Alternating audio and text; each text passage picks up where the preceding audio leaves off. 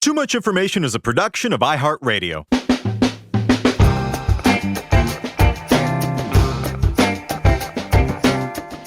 Hello, everyone, and welcome to Too Much Information, the show that brings you the secret history, little-known facts behind your favorite music, movies, TV shows, and more. We are your bastions of boomer nostalgia, your leaders of lost innocence, your Ace Merrills of melancholia, your tragic train track victims of trivia. My name's Jordan Runtagh. And I'm Alex Heigl. That was a good one.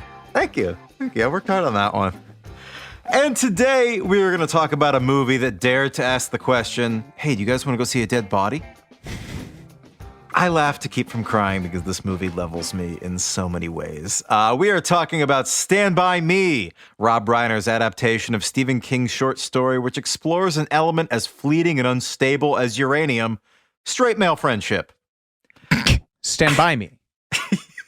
Stand By Me. How do you pronounce? You do Stand By Me. Stand By Me. I do Stand By Me. What's your inflection on the Benny King song? Stand By Me.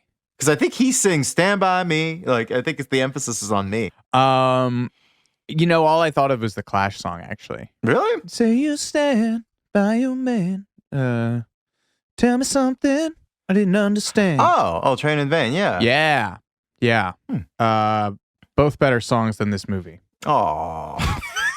I was waiting to see how mean I could be as quickly as possible to you about this thing that you love so dearly. Go ahead. Well, yes, I wanted to pick a movie about friendship for several reasons. One was that we missed a week of TMI recently, and I was shocked to find myself inundated with messages from listeners inquiring about our well-being, which was immensely touching. It's seriously so heartening to hear from all of you. I always feel bad when people leave really sweet reviews on Apple Podcasts because we can't answer back, but thank you all who do so. We have a new friend who suggested a bunch of really great episode ideas on an Apple Podcast review. Thank you so much for that. You better believe we're going to be doing Willy Wonka and Big Trouble in Little China at some point soon.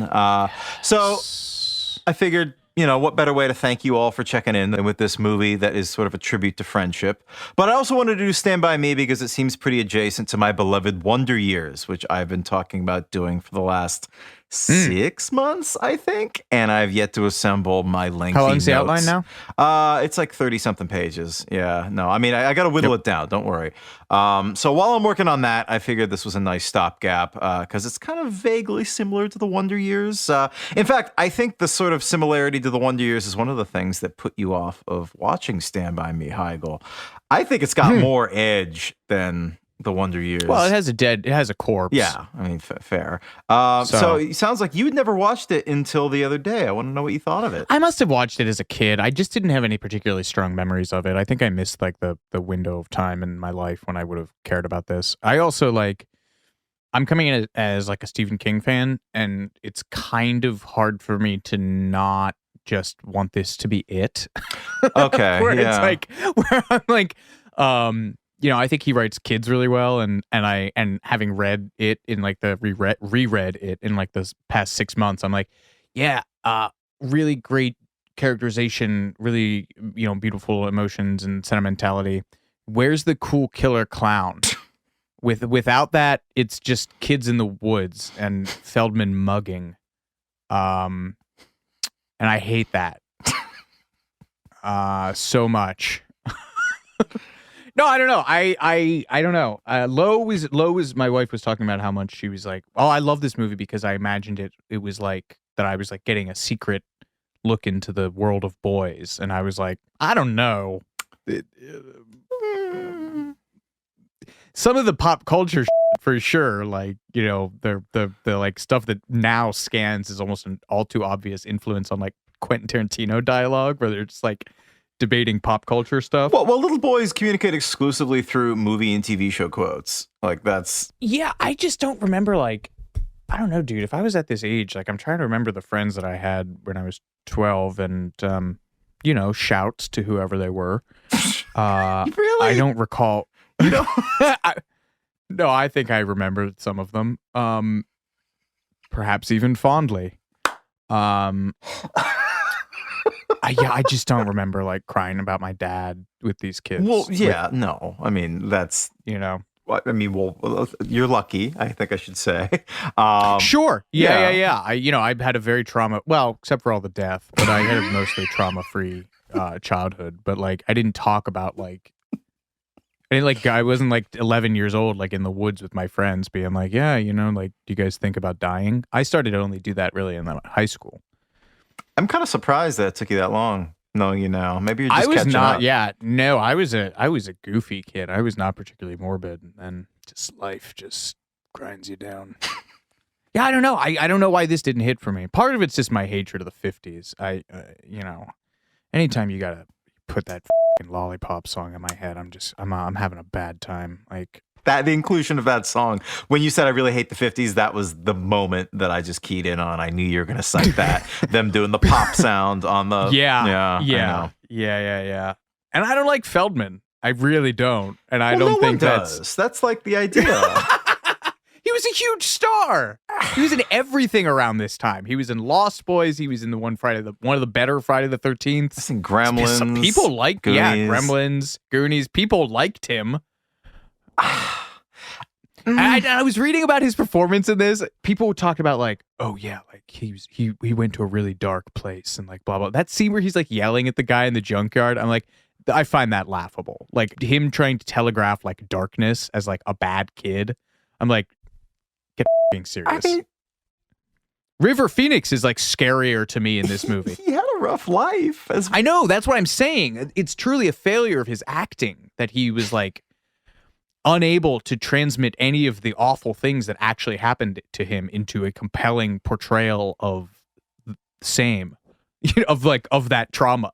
He's just unable to be anything other than like mugging and grating. Don't you hate when you can't monetize your trauma? That sucks. Pros. Yeah, pros. I want to hear your pros. The kids are all great except for Feldman. Their chemistry feels really good. Yeah. Assured direction, some nice landscape shots. Kiefer Sutherland has some great silk shirts. Yeah, he does. Yeah. John Cusack, great almost cameo. Yeah. As the late older brother of Gordy, the main character of Stand By Me. I kind of forgot he was in it until he has that like one little flashback scene. Yeah. What else?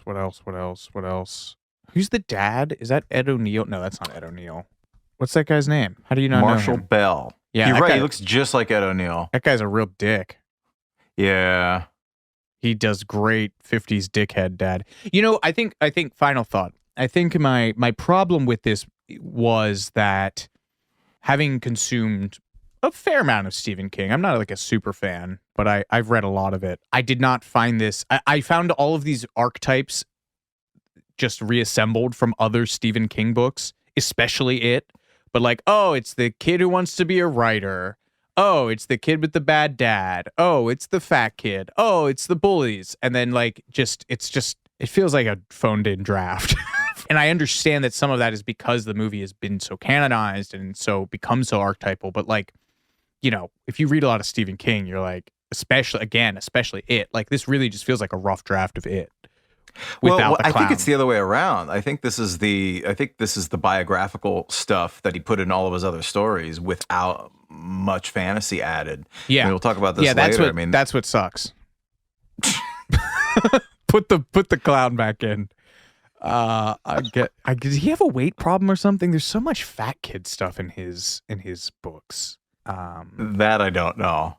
Yeah, there's Ben Hanscom in It, whose like entire character arc is that he was a fat kid who lost a bunch of weight. There's obviously the book Thinner. There's Vern in this, and then every protagonist is a writer. So. Yeah. I don't know. I mean, that's the thing that makes me really like the ending thing. I always forget that Stephen King is like unable to let go of the fact that he has been criticized for having bad endings. So every single one of his, like, not every single, a huge amount of his works have some kind of meta nod to the fact that his endings are bad. It's like someone said that to him once and he was like, he's been like haunted by it for his entire career because like his characters there's a line in a bunch of his things where someone's like, yeah, it's a good story, but the ending sucks. Or like, yeah, endings are hard, aren't they? Like, it's just, I don't know. He has a great book on writing, which Yeah. anyone who is interested in the craft of writing, I won't even say wants to be a writer, but it's fascinating even if you don't. It's just so cool to see like him break it down. It's a great book. I don't know. The ending of this movie was at least the quote that it ends on that levels me every time. You know, I never had any friends later on like the ones I had when I was 12. Jesus, Great kicker. does anyone? That wasn't the kicker to the short story. That was something that the screenwriters added. It was included somewhere in the middle of the short story. So I thought it was a great ending. I mean, I mean, in case people listening right now haven't guessed right now, I think this is a wonderful movie. And I think one of the things that I love about it is that its meaning changes depending on where you're at in your life when you see it. And Yes. the kind of the best example of this for me is the Beach Boys song, Wouldn't It Be Nice, from Pet Sounds, which we absolutely should do on here at some point. When you're a kid, Wouldn't It Be Nice is aspirational. You empathize with the character of the song, dreaming about days when they're grown up and living on their own with their girlfriend. And, you know, and then when you listen to it when you get older, it becomes more about you and your own relationship to the song. And you think back to the first couple times when you heard it and your own experience and your own naivete. And it becomes more about your past. And that's sort of what I feel about Stand By Me. Because as a kid, when I watched it, it was an adventure movie of kids running away from home. And then now watching it, it's a movie about growing up and the inevitable drift that happens in the process when you kind of grow apart from your friends, which at this point in your life become your chosen family in a lot of ways. It's sort of the beginning of that weird adolescent period when you kind of have a drift from your own family. And yeah, I mean, to me, it's all about that line at the end about the friends that you had when you were 12. I think that that's incredibly powerful. Yeah. It's good stuff. I mean, it's I think that's all accurate. I think you're making an eloquent case for it. I wish there was a cool, scary clown. Maybe a werewolf. Or like a guy with like a hook for a hand. Or Jack Nicholson. Okay. Oh, yeah, I was going to say, yeah. Or what about a guy who gets thinner? Or at least like cow blood raining down. It's pig's blood. Pig's blood, excuse me. Did you see that tweet the other day that was like a picture of like Sissy Spacek and Carrie, and someone was like, and you're telling me this girl was bullied in high school? Like this beautiful, ethereal Aryan goddess? Anyway, it's neither here nor there. Well, let us begin. From the long road from the page to the big screen, to the shenanigans the tween leads got up to when the cameras weren't rolling, to their own traumatic personal histories they brought to the roles, and the weird role that Michael Jackson almost played in the soundtrack, here's everything you didn't know about Stand By Me.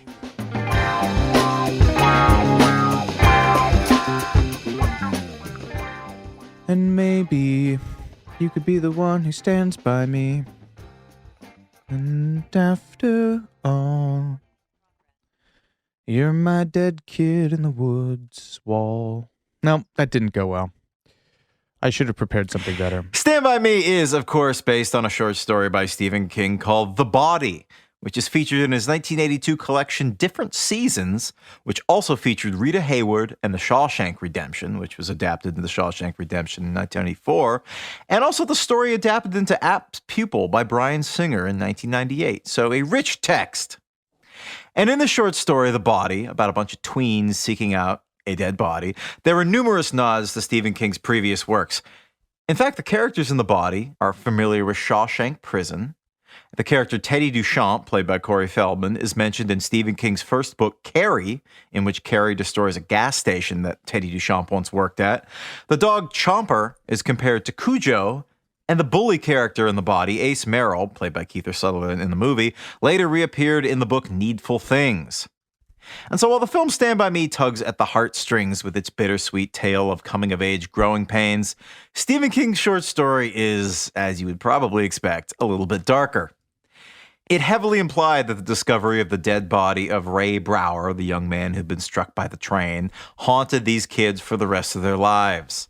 And also in the short story version, the character of Gordy LaChance, who's the Will Wheaton character, the main character, is the only member of the four who survives into adulthood. Like in the movie, it ends by describing the tragic murder of Chris Chambers, River Phoenix's character, after a fight in a fast food restaurant turns violent. But the story also goes on to detail the untimely deaths of Vern Tessio, it's Jerry O'Connell, and Teddy Duchamp as well.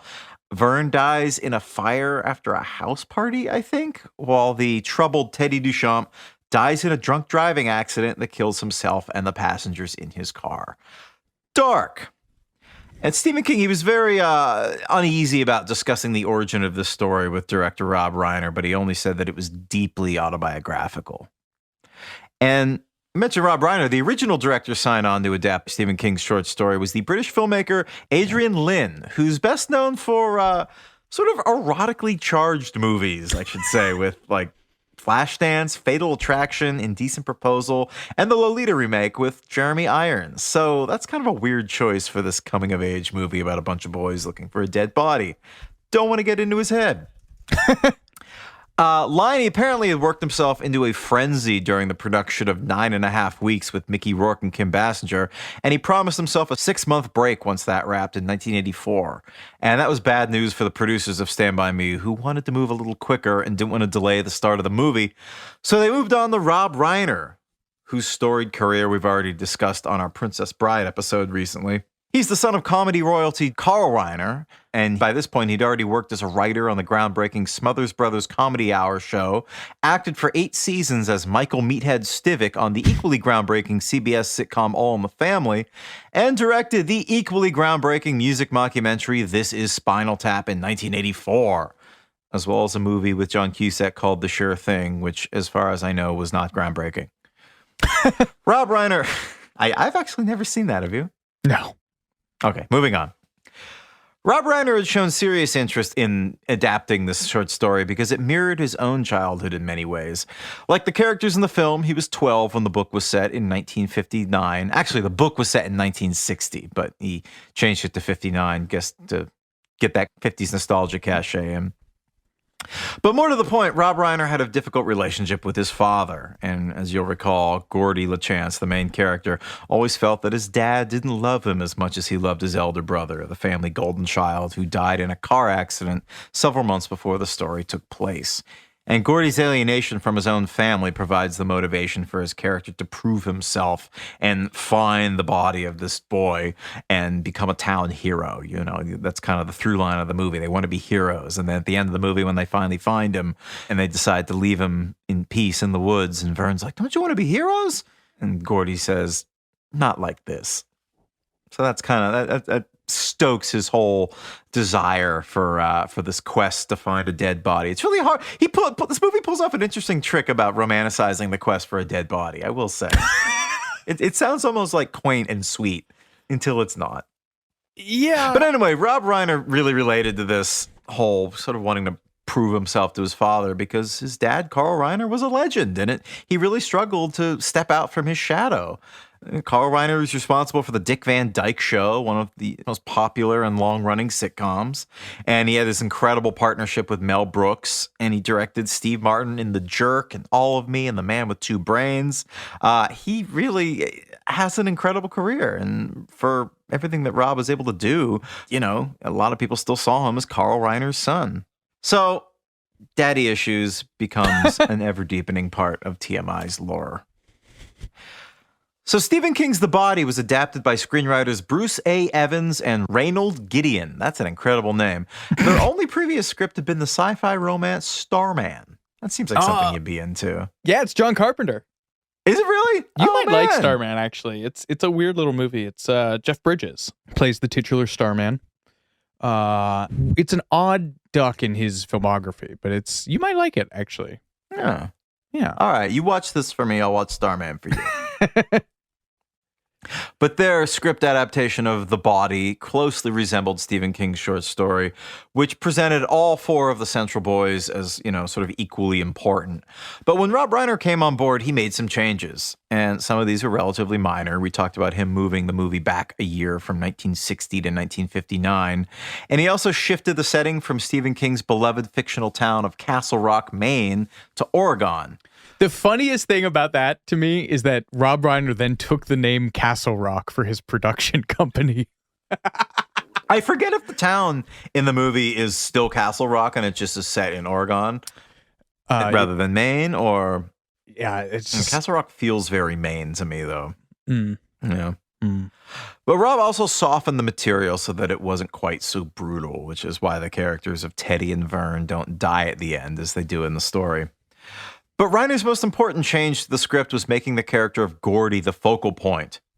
As we said in the initial version of the script, Gordy was just an observer. He was kind of like the Nick Carraway character in this movie, and not the chief protagonist.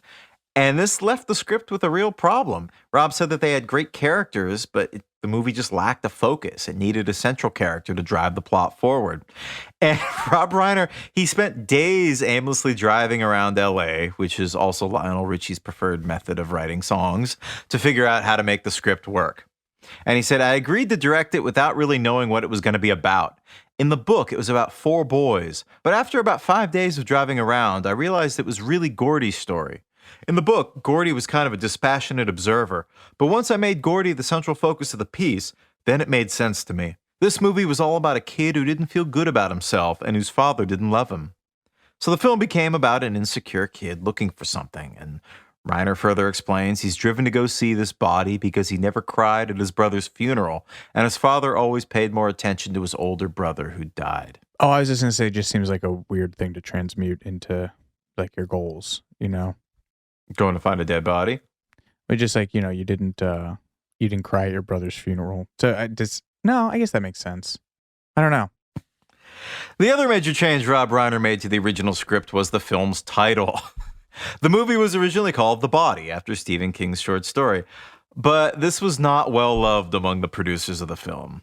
Reiner wisely observed, calling it The Body with Stephen King attached would have meant that people would have thought it was a horror movie. And screenwriter Reynold Gideon agreed, commenting that it, quote, sounded either like an adult film, a bodybuilding film, or another Stephen King horror movie. So Rob Reiner suggested the name Stand By Me, based on the Benny King song that he chose to play at the end of the movie. Co-writer Reynold Gideon said that Reiner's suggestion was the least unpopular opinion, which leads me to believe that it was kind of reluctantly embraced by everybody when they couldn't think of anything better. The only drawback to the title was that Benny King's Stand By Me was released in 1961, 2 years after the film takes place. Oops. Yeah, that's, fine.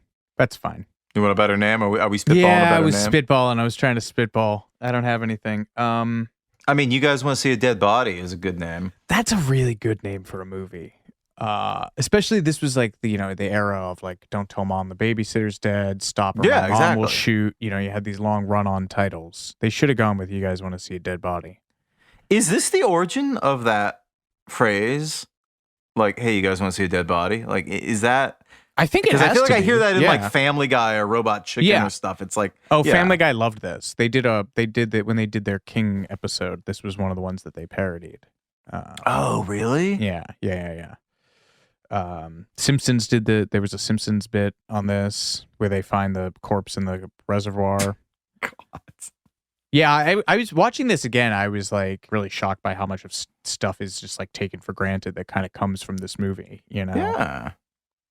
Archetypal. It really is. We're going to take a quick break, but we'll be right back with more Too Much Information in just a moment.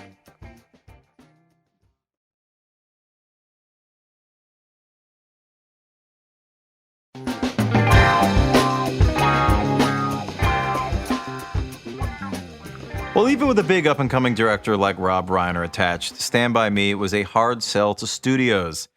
Reiner hoped that it could, quote, find a small audience that would enjoy it, but he also felt, there's no way this picture is going to do business because no one who went to see Rambo will go see our film.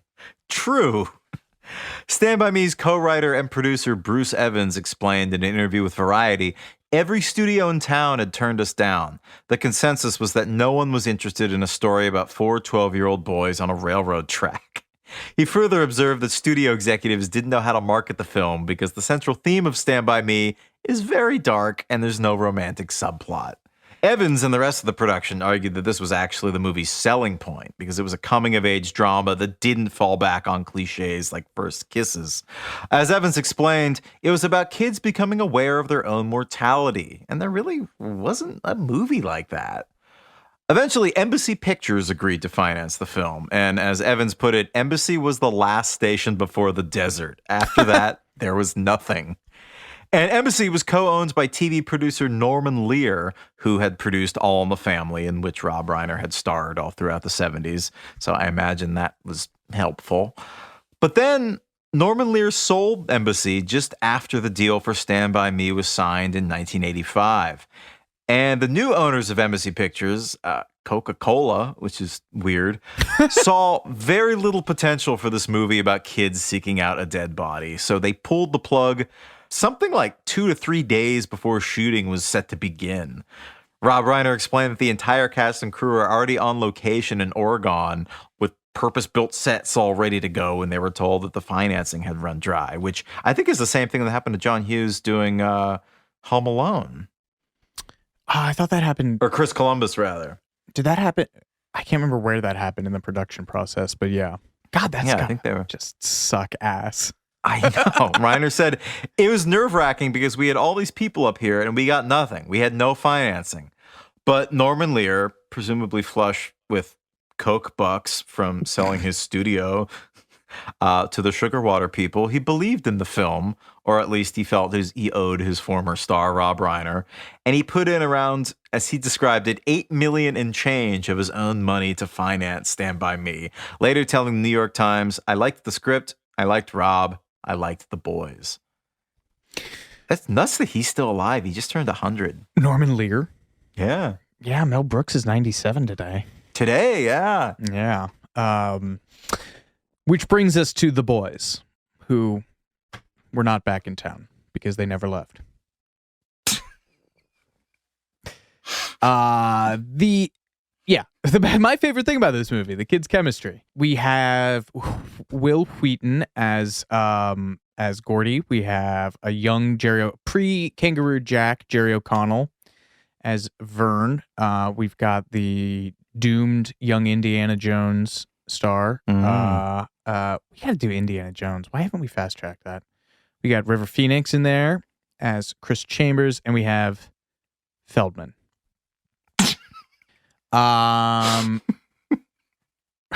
Full stop. Your hatred of Feldman warms my heart. Do you think child actors can be good? I thought River Phoenix is great. Yeah. Jodie Foster. That's true. Kurt Russell in the Computer Wore Tennis Shoes.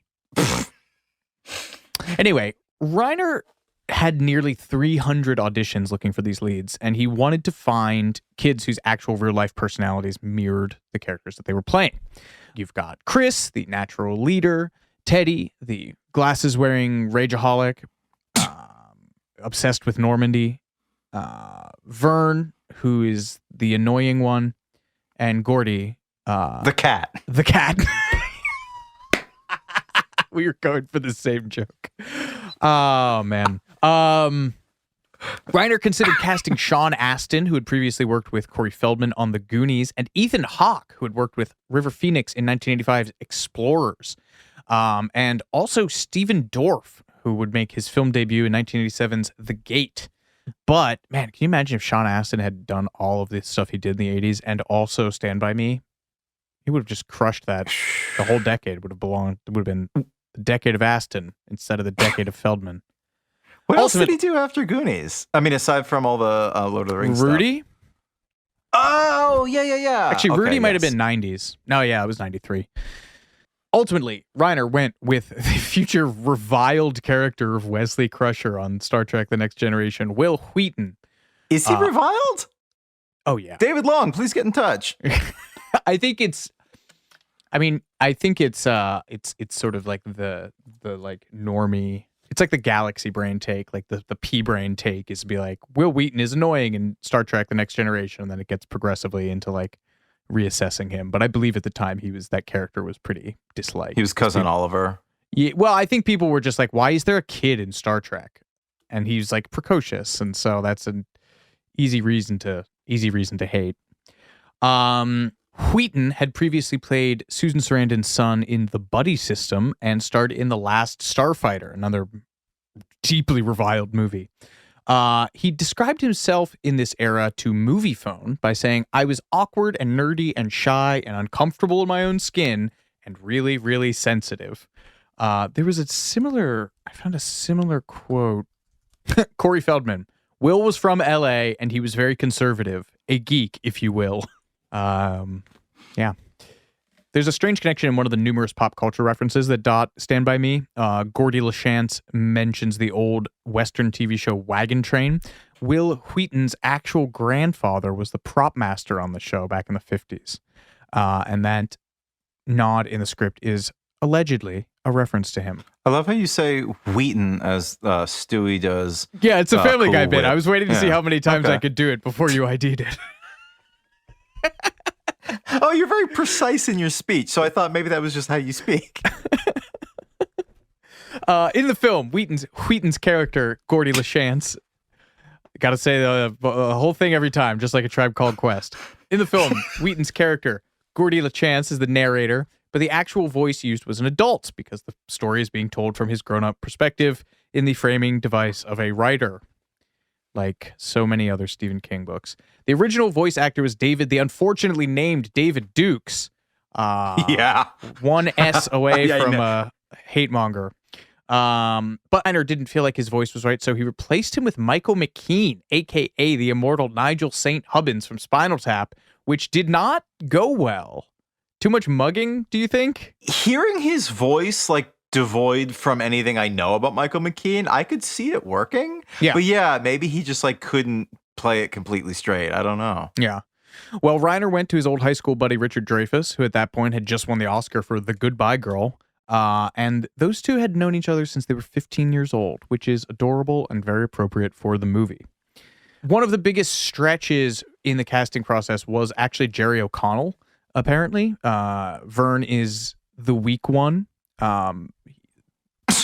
He's Piggy, right? Yeah, I was going to say, he's an archetype embodied by Piggy Sucks to Your Asmar Jones. I don't remember if that kid had a last name. Reiner told the New York Times, Jerry O'Connell is not scared and nerdy like Vern, but he sounded like Vern. He had no experience. Could he do on film what he did in a reading? I wasn't going to pick him, but he was so Vern in his attitude that at the last minute, I said, let's take a chance.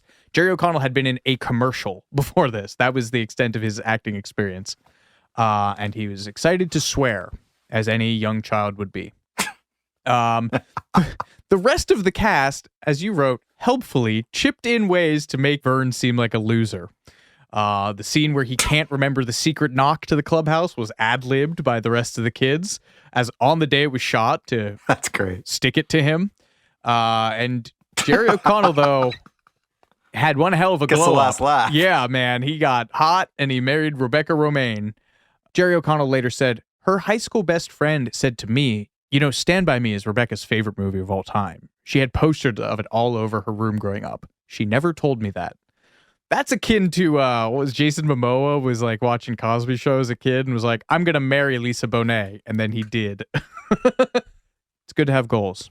Fantastic quote from Kiefer Sutherland regarding Feldman. I'd never met a 12-year-old with that kind of rage inside of him. And that's coming from Kiefer Sutherland. Yeah. Feldman related a little too well to his tortured character of Teddy, the self-destructive kid who yells at trains and has a janky ear. Isn't that a book? Men Who Yell at Trains? Yeah. Has glasses. What else does he do? I mean, the ear thing is really like the main Yeah. thing I remember from him. Yeah. And talking about Normandy, his dad being in Normandy. Oh, yeah. Feldman told The Telegraph, I was a very disturbed kid. I had a lot of parental abuse in my home and a troubled upbringing. I think that's what Rob saw in me.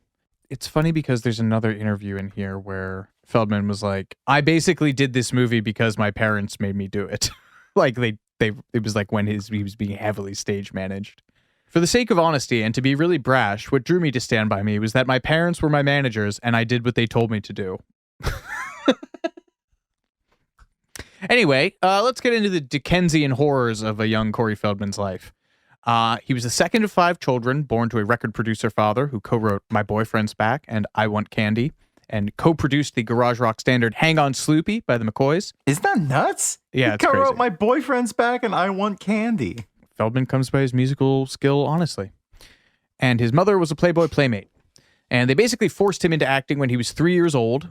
His first appearance was in a McDonald's commercial in which he stole cookies from Santa Claus. So, forced into the meat grinder of Hollywood and learning Santa is fake at 3. Oh, man. I didn't even think of that. Tremendous stuff.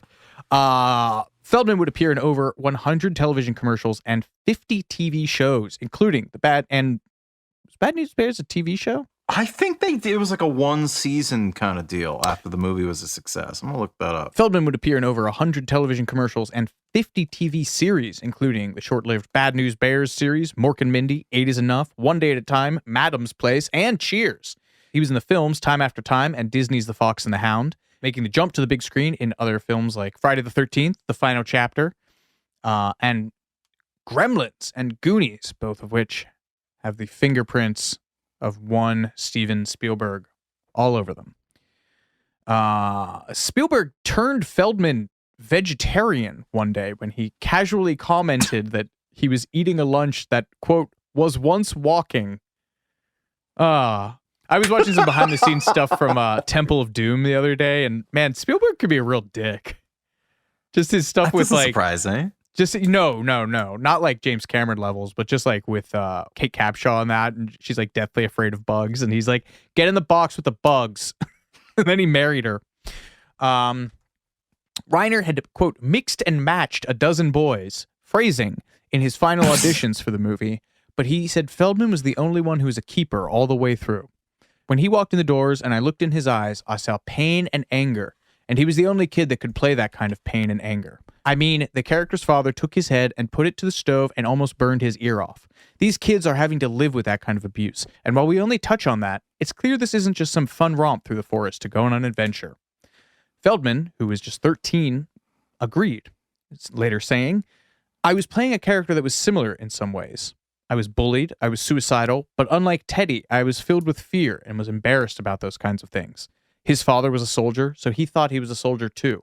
And although Feldman's childhood was a painful one, he says the experience of working on Stand By Me was ultimately liberating, like a bird being let out of a cage. Sure. Unfortunately, as is so often the case, the cycle of violence was perpetuated in a young Corey Feldman. Relations on the set between the 4 boys were generally pretty warm, but Will Wheaton later talked about Feldman teasing him until he was in tears. He later told Variety, Corey picked on me all the time to the point of it being, like, cruel. I remember River telling him to stop. But Wheaton doesn't harbor any ill will towards Feldman for his behavior. He later said, he had a really f***ed up childhood, and he suffered a lot. As a 44-year-old father, I can see he was a young person who was just in an incredible amount of pain and didn't have a way of dealing with it. Feldman and Reiner apparently went through 30 different laughs before landing on the one that they went with, which was presumably the most annoying. 30 laughs. Imagine being trapped in a room with Corey Feldman trying out 30 laughs. Imagine being forced to come up with 30 laughs at age 12. And that being the more appealing option than going home. Jesus. Yeah. And this leads us to, in my opinion, the hero of Stand By Me, Chris Chambers, expertly played by River Phoenix. Weirdly, this part very nearly went to Corey Haim, which would have made Stand By Me an early vehicle for the 2 Coreys. But the day Rob Reiner offered him the role, I guess Corey Haim was also offered the title role in David Seltzer's tragicomedy Lucas, which he decided to take instead. And sadly, like River Phoenix, he would also die a premature death. Corey Haim died in 2010 of a drug-induced pneumonia at the age of 38. River had initially auditioned for the part of Gordy, played by Will Wheaton, but Rob Reiner felt that he was better suited for the part of the troubled but tender tough guy. This is just nuts to me because the only part that River had played at this point in a movie was in the movie Explorers, which I don't know if you've ever seen it. It's one of my, I love this movie as a kid. He's this kind of like nerdy worrywart who wears like tweed suits all the time. And Yeah, like he's not a cool character at all. So it's kind of amazing to me that they saw like tough guy potential in him. Have you ever seen that movie? Nope. Oh, I think I've talked about it on here. Aliens like transmit a spaceship schematic to Ethan Hawke's character, who's like 12 or 13 at the time. And so these kids build it, and they build it out of like, they go to a junkyard and they get an old tilt-a-whirl car from a carnival, and they like trick it all out to make it look like this cool spaceship. Oh, it's a great movie. And then they take it to like a drive-in. I forgot Corey Feldman produced a movie called My Truth, The Rape of Two Coreys. Oh. Did that get a wide release yet? Is it one of those things that he's been trying to release for like a decade? No, it came out in 2020. Oh. Did it? Ooh. Hell of a title. Yeah. But in Chris Chambers, River Phoenix was able to exude that tenderness, vulnerability, and understated cool that would become his trademark. River kind of famously had a hell of a life before going to Hollywood. He was born in a log cabin in a forest to parents who were traveling along the West Coast together, picking berries and veggies along the way to survive. They named him River after the Hermann Hesse novel Siddhartha, and 4 other siblings would follow: Rain, Leaves, later Joaquin, Liberty, and Summer, all of whom have some involvement in the entertainment industry. And I just made myself laughing of a bit that you could do where you're like, you have like 5. So no, you have like 5 hippie kids, and you're like, yeah, this is my older brother River, my younger sister Leaves, the middle child Phoenix, and the baby of the family Piss. You're like, Dad really fell off the wagon for that one.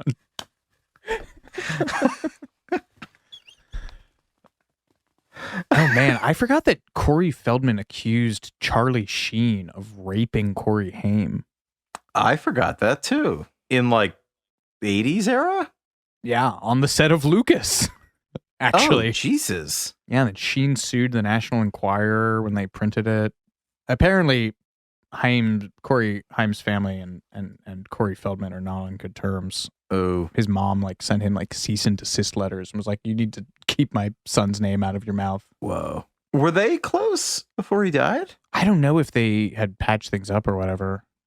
Did they have a falling out? I know very little about the Coreys. My knowledge extends to the Phoenix family.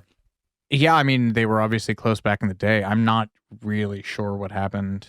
This is all just old Page 6 stuff I was Googling. Yeah, I guess Feldman promised to stop dragging this stuff up to his mom, and then I guess went back on it. But yeah, Charlie Sheen thing's crazy. Damn. Grim.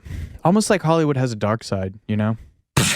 Well, now to an equally tempestuous upbringing, River Phoenix. When Phoenix was just 3 years old, the family moved to Venezuela after joining a controversial, we'll call it new religious movement, and not a cult for legal reasons, called the Children of God, where I believe Rose McGowan was also raised in it.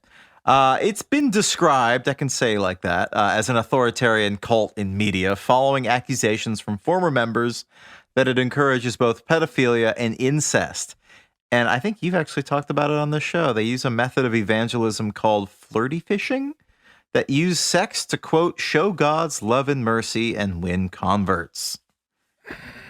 Didn't really expect this to become one of the darkest episodes we've had, but it's starting to trend that way. The Phoenix family left the organization in 1977 when River was around 7 years old, and he rarely spoke about this period of his life later, though he did reveal that he'd been assaulted at the age of 4 and tried to, quote, block out the experience. The family returned to the United States penniless and pointed their station wagon to Hollywood, where they basically tried to make a living off their kids. River often played guitar while he and his sister sang on street corners for money and food and whatever else they could get from people passing by to support their family. And ironically, that's how they got their first talent rap. This guy saw them singing on the street and was impressed. And he started getting acting roles, as did Leaf/Joaquin, who starred in the movie Space Camp, which is also one of my favorite mid-'80s movies. River appeared in commercials and in short-lived sitcoms and was even an audience warm-up performer with his siblings, which is kind of hilarious to me. My favorite early role was when he played Robert F. Kennedy Jr. in a TV movie about RFK. Which is weird. All this to say, River Phoenix had lived quite a life when he came to the production of Stand By Me, and he brought that maturity to the role. And he also brought his own ideas to the character. He told Rob Reiner that he wanted to play him as if he were a year older than the others because he'd been held back in school. And he was, I think, the oldest on the set, and his gentle paternal energy was clear to the other boys in the cast. We just talked earlier about him stepping in when Corey Haim was going too far, teasing Will Wheaton. Will Wheaton told MoviePhone in 2011, River was cool and really smart and passionate, and even at that age, kind of a father figure to some of us. But his authentic emotional performance came at a high cost. River told the Chicago Tribune at the time that he was, quote, a total wreck by the end of the shoot, and said that were it not for the stabilizing influence of his family, he would have sought psychological treatment. His standout moment in the film comes when Chris tells the story where he's accused of stealing by a teacher who doesn't believe him. To get him in the headspace for this scene, Rob Reiner told him to think of a time when he'd been let down by an adult he trusted. And considering his parents had joined a religious organization rife with accusations of incest and pedophilia, this was probably a loaded prompt. A little too close to the bone. Yes.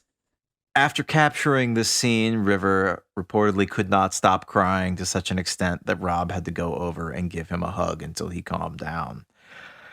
But where there's trauma, there's also trauma bonding. Let me take that again. Yeah, well, I mean, thought they all had really sweet things to say about him. Kiefer Sutherland told The Guardian, he said River Phoenix specifically had such an appetite to learn and be good. He was a year older than and I think it made a pretty significant difference. When the others were doing age-appropriate things, River was asking questions like, "Would you mind running lines with me?" Yeah, and in that same article, Rob Reiner said that River was 13 and like a young James Dean. There was so much soul there. He had this great wisdom for a guy that age. I really like River Phoenix. I know you're not as big of a fan. I just don't like. I've seen this and Last Crusade. Oh, My Own Private Idaho is really good. I think you'd enjoy that. You love a coming of age. I do. Yeah.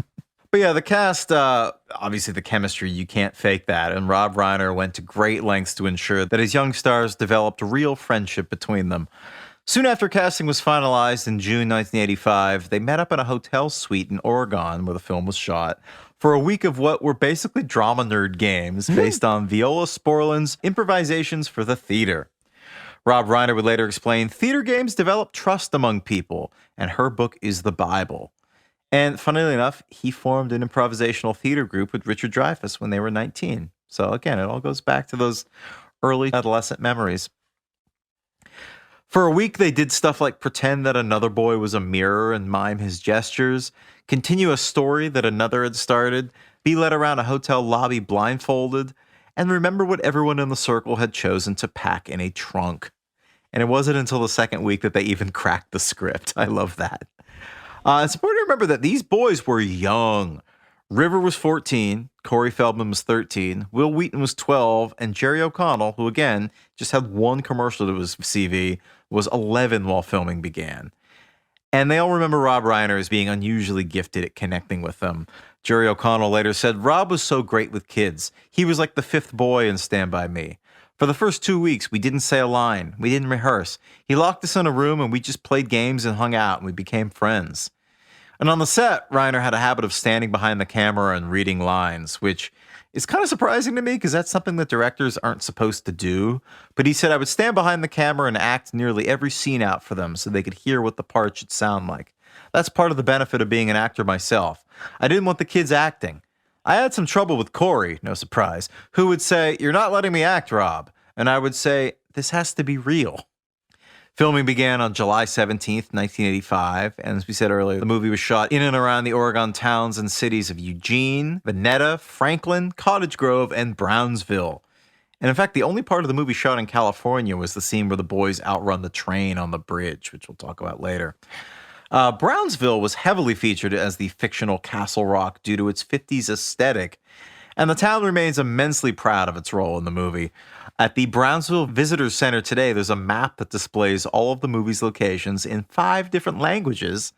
And on both the 25th and 30th anniversary of the movie, the town was the site of enormous celebrations featuring guided tours, cast and crew reunions, and yes, pie eating contests. I thought you were going to be like, and yes, corpses. The body of many dead teenagers. I mean, how amazing would that be if they did like a scavenger hunt for like... Here's a question. How do you get hit by a train?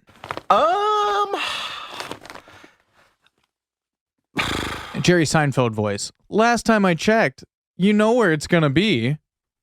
You know.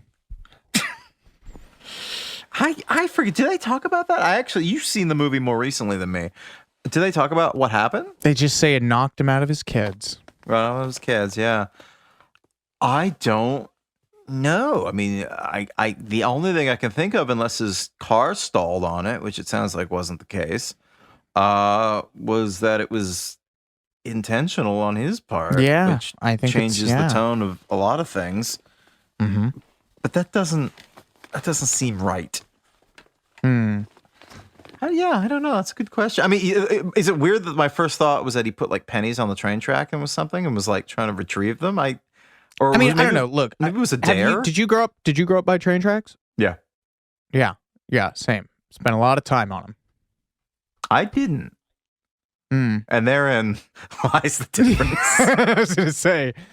What did you do on them? Threw rocks at stuff. Had fires. On the train tracks? In the overpasses. Why would you do that? That's the one place where you absolutely know someone's going to be at some point.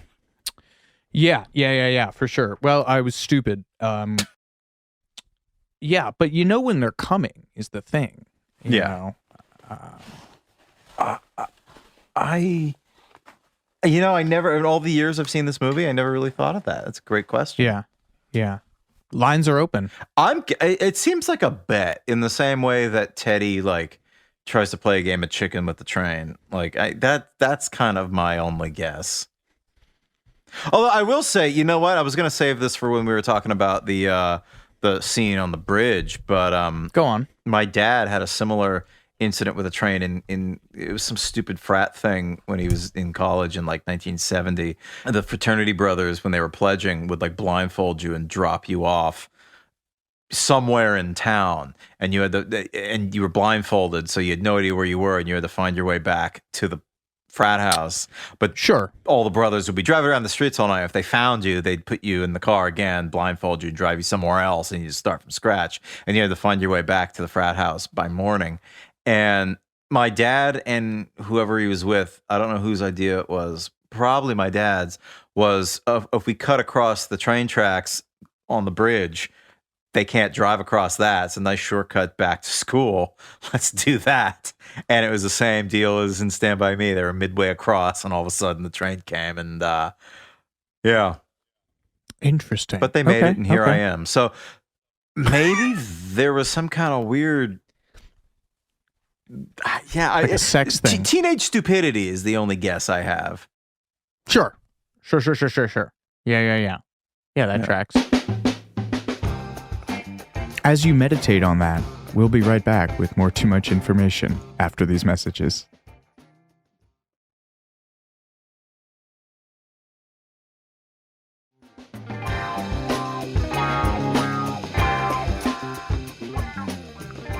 And speaking of teenage stupidity, the production for the young cast was as idyllic as one would hope. Will Wheaton later said, all of us have described it in some way or another as a sort of summer camp.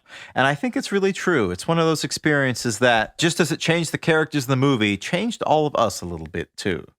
And he also added, when you saw the 4 of us being comrades, that was real life, not acting. And some of this was thanks to Rob Reiner's fastidious rehearsals and all the team building, games and stuff. But also, he put together a lot of bonding activities for the 4 while on location, too, which included visits to carnivals, also whitewater rafting. But most of the bonding went down outside of the watchful eyes of adults. In an interview with The Wrap, Corey Feldman explained that the film marked a number of personal firsts for him. He said, I went to my first nightclub, got drunk for the first time, kissed a girl for the first time, shot a music video for the first time with River for his music, and even smoked weed for the first time, again with River, and it was also his first time. And he also added that he and River, who were the two oldest members of the main four, rented penthouse videos at their hotel suite, and also Caligula, the erotic historical drama produced by Penthouse publisher Bob Giacone, which is kind of unusually highbrow for a bunch of teens trying to find porn. It's got, Malcolm McDowell, Helen Mirren, Peter O'Toole, John Gielgud, script by Gore Vidal. That's just, I'm impressed. That's much more cultured than like scrambled cable of our youth. Right? Yeah. Yeah. And even the shy, sensitive, goodest boy, Will Wheaton, got into the act in his own way. He was something of a tech prodigy, and so River Phoenix put him up to rigging the arcade games at the hotel in a way where they didn't have to pay. And he promised them that if they got caught, he would take the heat for it. River, he was very busy during the after hours on the set. Rob Reiner remembers that he came to the set one day, quote, with a big smile on his face after spending the night with a family friend. He was 14, about to turn 15. He said it happened under the stars. And this is adding another quote from Reiner. He said it was with a family friend and that it happened under the stars and she had shown him what to do. But he still found time for less adult pursuits. He would fondly remember the pranks during the first few weeks of filming when they took the hotel pool chairs and threw them into the pool, and also, quote, soaked Corey's clothes full of beer, and they dried and he smelled like a wino. Charming. Good. Yeah. What is a family friend in a virginity losing situation? Yeah, I didn't like that was the word that was used, especially given his history. The family in question. Yeah. I don't know. I don't like that. I don't like that at all. Okay. Just checking. Yeah. No, but thank you for pointing that out. Yeah, you're welcome. Yeah. Even sweet little Jerry O'Connell got up to his share of mischief. He was ratted out by Kiefer Sutherland, who played the part of Bully Ace in the film. During an appearance on Jimmy Kimmel Live in 2011, Kiefer claimed that Jerry O'Connell had tied his babysitter to a banister in order to escape to a Renaissance fair nearby, and then accidentally ate cookies that were laced with pot. And as the story goes, Kiefer Sutherland found him later in a parking lot, woozy and crying. Who among us? To a Renaissance fair. And on a semi-related note, Rob Reiner is known for his strong anti-smoking stance and was one of the members of the Hollywood community who pushed for California's smoking ban. So for his production on Stand By Me, all the cigarettes smoked on camera were made out of cabbage leaves. Yeah. That's I did wonder about that. Did you? No, you didn't. No, I did, because there's the movie opens with them smoking. Minus the flashback scene. I was just like, oh yeah, like you don't really see that much anymore. Yeah. Kiefer Sutherland was excited to work with Rob Reiner because he was a big fan of Spinal Tap, as any right-thinking adult is. The two of them got along great, and they agreed that the character Ace Merrill had essentially no inner life. Talking to The Guardian, Kiefer said, Rob and I both agreed very strongly there was no mushy side to this guy. This is an asshole to the marrow of his bones. Unfortunately, every town seems to have one. He was a bully, and the only way to make that character work was if you hated him. Kiefer went on a sort of method during the production of Stand By Me. He rolled a car off a sandbank with John Cusack, and also set about intimidating the younger boys, even when the cameras weren't rolling. The three more seasoned actors among the kids cast didn't seem to care. River retaliated by covering Kiefer's car with mud. Although you said that River didn't have any idea that was Kiefer's car. So it probably made it worse. Yeah. Jerry O'Connell was legitimately frightened. He said, I wasn't scared of anyone on the set except Kiefer. He really made himself very menacing to us. Speaking of mud, there is, of course, the iconic leech scene. Yeah, it's the worst part in the movie, man. Yeah. Yes. Yeah, Stephen King has not commented on the veracity of it, but he says that it was based on a childhood experience of his. And those were not real leeches, despite what the internet will frequently tell you. But some of the fauna in that scene were real. For the swamp, the production team created a man-made pond that they filled with water in the middle of the forest and then just left alone for 2 weeks. So as a result, Corey Feldman recalled all the worms and bugs and the leaves and the raccoons, they were all in there. Nature took its course. The leeches themselves, though, were just rubber molds. Ah, yes. Now the real centerpiece of this movie. The pie-eating scene. The Barforama. I hate this so much. It's awful. It's awful, and it's true. It doesn't need to be there. It's so bizarre, man. I can't tell if they were going for like a dream sequence kind of thing, because the fat suit that they put that guy in is so distractingly bad. It's like amazing to me that they went through the trouble of like doing this train thing with stunts and blah, blah, blah. And then for this scene, they just put a pillow in this guy's shirt. Like, and we're like, yeah, it looks great. Looks amazing. Anyway, this is the campfire story that it's also hilarious that like such hilarious like writer brain that the crux of this emotional film where River Phoenix is like, you're a writer. You have like great talent. You're really going to be something. And the evidence that we have of that is a story about a guy barfing on purpose at a pie eating contest. It's like, like if one of your friends, how would you get, here's a question. You get asked a lot by people for like advice on their stuff. What if somebody in a like the movie Yesterday, in which the Beatles don't exist, in a world where Stand By Me doesn't exist, I come to you and I'm like, Jordan, this podcast is really great. And I have been a professional writer for 12 years, but I'm really trying to get into short fiction. I have this story. Would you read it? What would you do? You've read far worse of mine. That's not true. Anyway, this story sucks, and it's a weird thing to make the centerpiece of the film. Anyway, in an interview with Entertainment Weekly, Rob Reiner said he was conflicted about whether or not to include the scene. I wrestled with including it, not because it was too graphic, but because we'd established that Gordy is going to turn into a great writer someday. Would he really tell a story about vomiting? So I went back and forth, but I made peace, and I said, okay. The screenwriter says he makes a compelling point. The actor who played Lardass, Andy Lindbergh, makes a compelling point to Entertainment Weekly. He says, that story is the kind of thing that would win the Pulitzer if 12-year-olds could vote. Fair. The vomit was created with large quantities of large curd, cottage cheese, and blueberry pie filling. A sentence that turns my stomach. It is funny, though, that they didn't pick another fruit, because blueberries are so extremely Maine. Do blueberries grow in Oregon? They don't, no.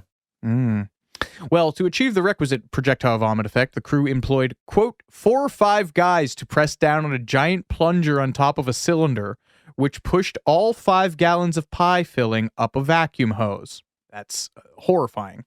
Andy Lindbergh, who played Lardass, I think he said originally that the first time they tried it, they used a power washer, and it was like 500 pounds per square inch of pressure that just like nailed the guy next to him.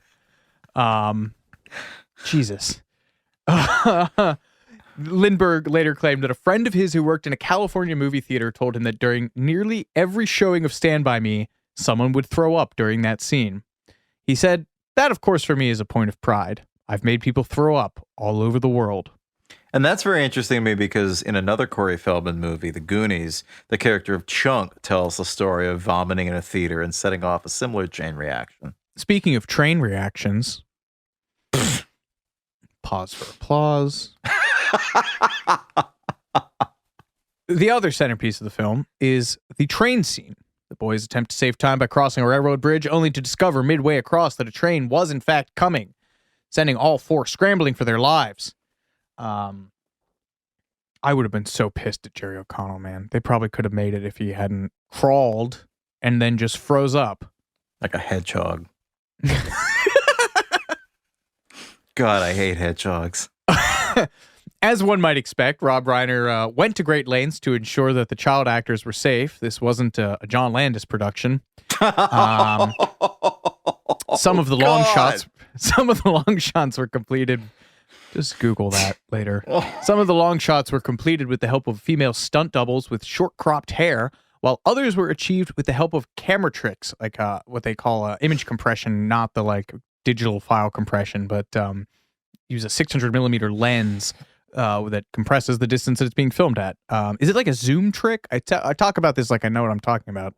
Is it like the Scorsese pull where you're like physically moving the lens and also moving the camera away from it? Yeah, I think it's like the depth of field. Like you can't tell. I think it's similar to what Hitchcock did in Vertigo when he did the whole like. Oh, sure. Yeah. They move the camera forward but move the zoom out, and it creates that's this really the Scorsese disorienting pull. effect. That's the Scorsese pull. Okay. Yeah, because it's just a dolly zoom, but I don't know anything about the compression thing. Even though I just was talking about it like I was. The result of which meant that the train looked like it was bearing down on the boys when it was in fact in the distance, because that's how perspective works. Because of this, the young actors had a hard time summoning up an appropriate expression of fear, and Reiner reached the edge of his patience with them after they did not summon the requisite terror filming this scene. Kids blew take after take, and Reiner came down on them screaming that they were f***ing this thing up. It's a hilarious thing to scream at kids. Well, it was 90 degrees, and the grips on the film were pushing this dolly back and forth on the train tracks. Reiner later told The Telegraph, it was very hot. The guys were pushing this dolly down the track to follow these boys running, and they were supposed to be hysterical, just crying and panicking. We did it a bunch of times, and they kept not getting worked up. Finally, I started screaming, the crew are exhausted because you guys keep messing up, and if you're not worried that the train is going to kill you, I'll kill you. So some of the tears in the scene are actually real. Will Wheaton recalled, we weren't taking it seriously, and it was hot and it was hard. I remember Rob yelling at us that we're ruining his movie. We immediately burst into tears. Rob rolled the cameras. It worked. When it was over, I just couldn't stop crying. All the adrenaline, everything was overwhelming. Rob hugged us and thanked us for our good work, and I still couldn't stop crying. You'll notice that River Phoenix's voice has changed, and his physical appearance as well, because this was shot towards the end of the movie, and puberty hit that kid like a ton of bricks. And now we got to talk about the dead body, the whole reason for this quest. The mortal remains of Ray Brower are, as is probably the intent, sort of undramatic. He was kind of terrifyingly normal seeming, which made the concept of death hit a lot closer to home for these kids. Rather than focusing on the gore, the kids, or at least Gordy and Chris, get very introspective upon finding him. The role of Ray Brower, or at least Ray Brower's body, was played by Kent Luttrell, who was a college freshman who answered an ad in the school paper seeking stand-ins and doubles for Stand By Me. And after 3 auditions, he was given the role of Corey Feldman's stand-in, and that was all he was supposed to be until the day they were shooting the body scene, the scene where they discover the body. The mannequin they planned to use looked too fake, so they asked Kent if he'd be willing to sub in as a corpse. And during the first take, they had black beetles crawling out of this kid's mouth, which is so gross. And one of them bit his lip. Duh. I thought you were going to be like, during the first take, he nailed it. Yeah, it was apparently so gross that one of the cameramen rewarded him with a shot of whiskey after the beetle bit him. And then for the second take, they decided to go without the beetles. And I think that's the one that ended up in the final movie. But in order to get a more authentic reaction, Rob Reiner forbade the 4 leads from seeing Kent in his corpse makeup until the cameras were rolling, which is what Dick Donner did to Corey Feldman and the rest of the cast of The Goonies when it came to One-Eyed Willie's pirate ship, right? He wouldn't let them see it so he could get their authentic reaction on camera. Good. Yeah, good. And since this movie is set in 1959, Stand By Me makes use of era-appropriate music. But weirdly, the producers reportedly considered hiring Michael Jackson to contribute to the soundtrack. The story comes from Corey Feldman, who was close with Michael at the time. I'll go with close.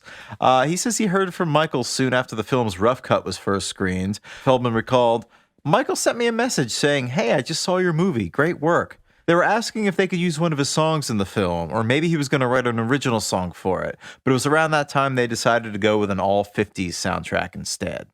And I've also heard the theory that they were going to record a cover of Stand By Me with Michael Jackson, but the producers decided to stick with the original version and just, keep everything steeped in the 50s.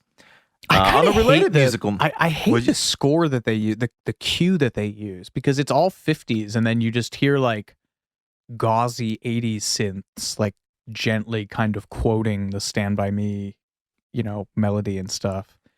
Interesting. I don't remember that. Yeah. Is it who did it? Was it I think Jack Neach actually did. Oh yeah, you're right. Right. Jack Neach was actually a member of Phil Spector's inner squad. I think he did a lot of arrangements for stuff like the Ronettes and the Crystals. And then I think he won the Oscar, for One Flew Over the Cuckoo's Nest for his work on the score for that. Worked with a lot of people. Worked with like Neil Young, the Rolling Stones. Yep. But apparently really blew it with this.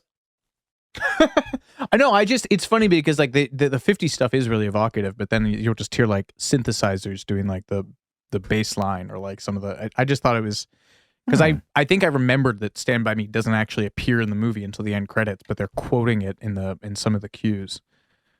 Anyway, the 80s were a terrible time for film scoring.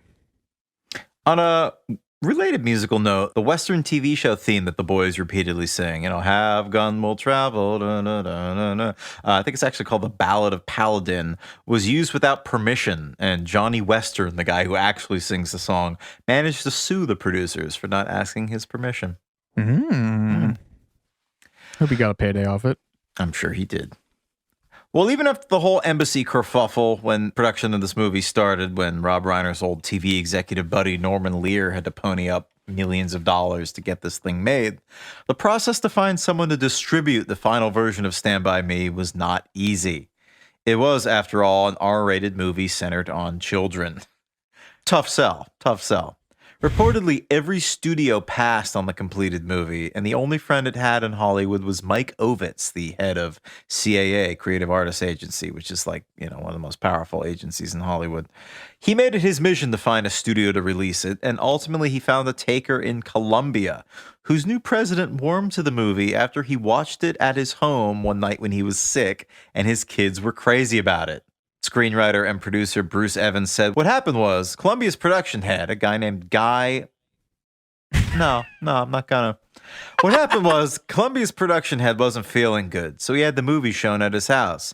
He brought all the marketing people and the executives, but the crucial members of the audience were his two daughters. About halfway through, they were in love with River Phoenix. Older and slightly more discerning audiences would agree. Stand By Me was a sleeper hit upon its release in August 1986, making over $52 million off the back of a $7.5 million budget. In addition to its financial success, the film was received well by critics. Sheila Benson of the Los Angeles Times called the film, quote, "one of those treasures absolutely not to be missed," and, quote, "a perfectly performed look at the real heart of youth." And unsurprisingly, the majority of the critical plaudits were heaped on the young actors. Carrie Ricker of the Philadelphia Inquirer dubbed Stand By Me, quote, "a small, quiet film that walks tall and resonates long after." Currently has a Rotten Tomatoes rating of 91% and earned a nomination for Best Adopted Screenplay. With those kind of numbers, in this current climate, we would have gotten 2 sequels and a prequel. Yeah. Oh, yeah. Stand By Me 2. Stand Harder. Stand Harder. Walk the line. Oh, but there's a cute Stephen King story, though. Here, you talk about this. This is your beloved Stephen King. Oh, well, I mean, yeah, he's a sweet boy. King is famously a harsh critic when it comes to the filmed adaptations of his work, the big one, of course, being The Shining. In an interview with Rolling Stone, King admitted he's never been fond of movie adaptations of his work because I see them as a lesser medium than fiction. Just right out the gate. God love him. A more ephemeral medium. But according to King, Stand By Me was the first film adaptation of one of his stories that got it right, and he was moved to tears by the sight of it. Rob Reiner recalled, We showed the film to Steven alone in a screening room, and when it was over, he was pretty broken up. He excused himself for about 15 minutes. When he came back, he said, "That's the best film ever made out of anything I've written. You've really captured my story. It is autobiographical. All that was made up was the device of the hunt for the body." And King and Reiner have had one of the most fruitful adaptation collaborations. They've done 1990's Misery, which nabbed a Best Actress Oscar for Kathy Bates, who I think is 75 today, actually. Oh, wow. And Castle right. Rock has produced a further 6 adaptations of King's works. Needful Things, The Shawshank Redemption, Dolores Claiborne, The Green Mile, Hearts in Atlantis, and Dreamcatcher, which you could definitely plot on a downward trend. A brief tick up for Green Mile, Hearts in Atlantis, Dreamcatcher. God, those movies suck. Of all the films Rob Reiner has made, he does say, though, that Stand By Me is the one of which he is most proud. And you forget, he's got a good track record. A Few Good Men, Spinal Tap, Princess Bride, Misery. Damn. Yeah. The emotional gut punch of Stand By Me was given extra oomph following the death of River Phoenix on Halloween 1993. This is especially true with a scene where his character walks off into the distance and disappears as the voiceover shares his tragic fate. Reiner would later say, "It's so sad. Every time I see that scene when he disappears at the end of the movie, it's chilling. I never thought River was going to be one who would struggle. He was a good kid who was so talented. He would have been like Johnny Depp, or Leonardo DiCaprio. It's such a tragic loss." Richard Dreyfuss, who provided the voice of the older Gordy, echoed the sentiment, saying, "He was, without question, the best of that group of actors that came up at that time. Movie stardom isn't just acting talent. It's not just your ability to move an audience. It's a combination of a lot of things, and he had it. He passed so young, and it was a real shame." Will Wheaton, his co-star, later said, "I stayed mad at River for a long time after he died. He was the one who was going to have the Tom Hanks career." I don't know about that, but Strange thing to say, too, that you stayed mad at him. No, a lot of people say that about people who've died early and feel like things are unresolved or abandoned. But Tom Hanks, I don't know if he would have. I don't think he would have. What's the most ridiculous Tom Hanks thing? Although Turner and River Hooch? Phoenix and Castaway? Whoa. River Phoenix and Turner and Hooch? River Phoenix and That Thing You Do. River Phoenix and The Lady Killers. Is it weird? That was one of the first things I thought of too. And I was like, no, there's no way anyone knows what I'm talking about. It's really nuts to think that River Phoenix actually only made 13 films. And it's interesting to think of the roles that he was going to play in projects that never got off the ground because he wasn't around to attach himself. He was supposed to play the Christian Slater role in Interview with the Vampire, and Slater ultimately donated his entire $250,000 fee for that film to 2 of River's favorite charities, Earth Save and Earth Trust. He was a big environmentalist and very active with the PETA organization. Also, Leonardo DiCaprio's in The Basketball Diaries, Total Eclipse, and most notably, although I'd never really heard this, Titanic were reportedly earmarked for River Phoenix early on before he died. Interestingly, Leo also claimed that he actually saw River at a Hollywood party on the night he died. Leo said that it was as if Phoenix, quote, disappeared in front of my very eyes. And he also said he was, quote, struck by the sense of tragedy I felt afterwards, having lost this great influence for me and all my friends. But the ending of the movie felt especially poignant to Will Wheaton, who, as we said, was close to River during filming. But the pair fell out of touch, as is the case when people grow up. And in a sense, Will became his character. He later said, "Around the time River died, I hadn't talked to him for years, so I carry a little bit of guilt. But we do what we can, and enough time has elapsed now that when we watch it, I recall with tremendous fondness the experiences we had shooting it." So the takeaway for this episode, aside from the fact that this movie rules, I don't care what Heigl says, and that life corrodes us all, reach out to your friends, even if, and especially if, you've fallen out of touch and you haven't talked for a while. It will always make them happy and make you happy as well. Heigl, final thoughts. No, I mean, it is really important to take time out of your day to reconnect with those people who meant a lot to you and who you promised to return to your hometown after 30 years if a carnivorous ancient evil clown ever returned. And Well said. Read it instead of watching this movie. Take us home. No. I was trying to pull out a Pennywise impression. I couldn't do it. Ooh. Can you do one? Georgie? That's amazing. Yeah, I have one. I was just trying to think of a Stand By Me line that I could use for it. Do you kids want to see a dead body? How have I never heard your Pennywise impression?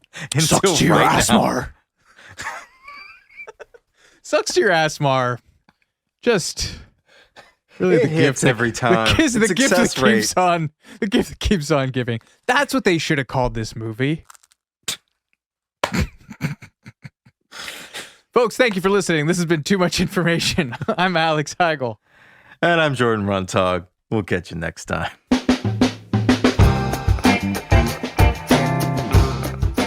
Too Much Information was a production of iHeart Radio. The show's executive producers are Noel Brown and Jordan Runtagh. The show's supervising producer is Michael Alder June.